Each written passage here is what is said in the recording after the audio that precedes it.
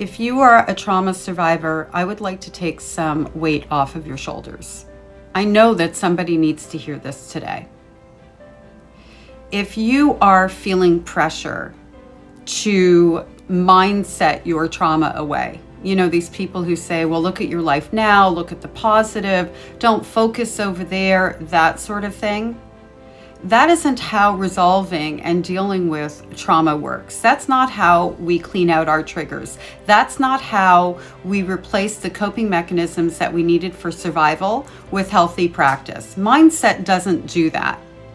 The only thing that actually does that is working through your trauma.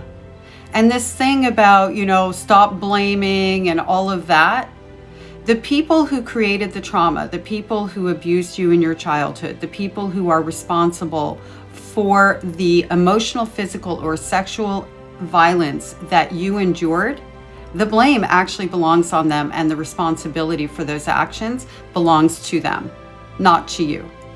And when you're holding that, as these people like to say, who are like, just focus forward, it's because you haven't worked through it.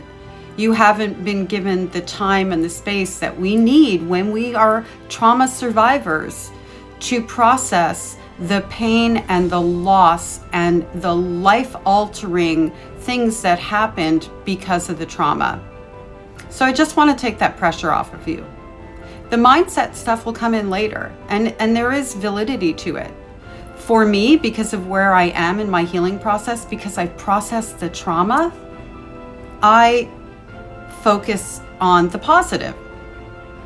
Like if I'm having a bad day, I will remind myself that on my worst day currently, it could never, ever match up. It pales in comparison to my worst days in childhood, like living on the streets. And I do use that perspective. And it does work because I've dealt with the trauma.